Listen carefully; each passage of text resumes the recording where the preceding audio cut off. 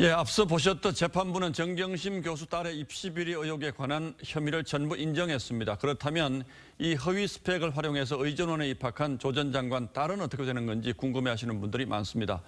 물론 아직은 1심 재판이 끝났을 뿐이고 항소심과 대법원의 최종 판단이 남았다는 점을 전제로 하고 이채연 기자에게 자세히 좀 물어보도록 하죠. 자, 이 기자 어서 오십시오. 재판부는 소위 이제 입시 비리에 관한 검찰이 제기한 혐의들은 전부 인정했다는 거죠. 그런 게 허위 스펙이다 이거죠. 네, 그렇습니다. 이른바 7대 스펙이라고 저희가 불렀던 조 씨의 의과학연구소 인턴과 논문, 그리고 검찰이 법정에서 위조 시연까지 했었던 동양대 표창장, 이런 것들이 모두 위조된 게 맞다 이렇게 판단을 했습니다.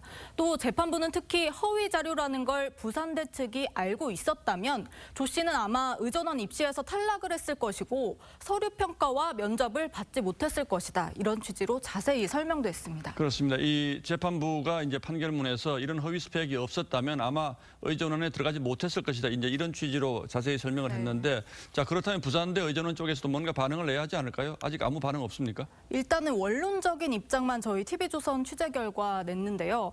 법원의 최종 판단이 나오는 대로 자체 심의기구를 열어서 학칙과 모집 요강에 따라 처리한다 이런 입장을 밝혔습니다. 예. 차정인 부산대 총장도 지난 10월 국정감사에서 이렇게 같은 말을 했는데요.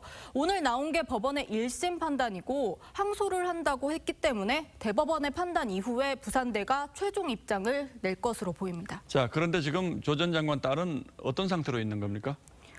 네. 지금 의전원에 재학 중인 걸로 알려져 있는데요. 현재 예. 의전원 4학년 학생입니다. 조 전 장관이 항소를 한다고 했고 2심에 대법원까지 간다면 아마 1, 2년 이상은 걸릴 것으로 보이기 때문에 일단 의전원을 졸업하고 의사 면허까지 충분히 딸 수 있는 시간이 있습니다. 다만 의사가 된 뒤에 의전원 입학이 무효가 되면 의전원 입학뿐만 아니라 의사 면허까지 취소될 수 있습니다. 그러니까 대법원에서 지금 같은 똑같은 취지로 판결을 하면 의사가 되더라도 나중에 취소될 수 있다 이제 이런 얘기고, 자 이제 네. 자 조 전 장관도 재판도 좀 관심이 쏠리는데 일단 법원이 오늘 일부 혐의에 대해서는 조 전 장관이 공모했다 이렇게 밝혔잖아요. 그러면 이건 앞으로 조 전 장관 재판과도 영향을 미치지 않겠습니까?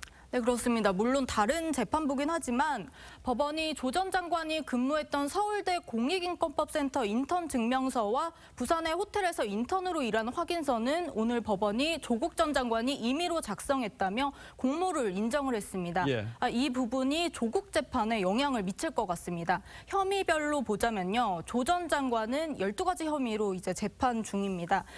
이 중에서 7가지가 부부의 공동 혐의로 겹치고 있는데요. 예. 또 이 중에서 5가지 위계 공무집행 방해, 업무 방해, 사문서 위조, 위조 사문서 행사, 허위 작성 공문서 행사에 대해서는 오늘 유죄가 선고가 된 겁니다.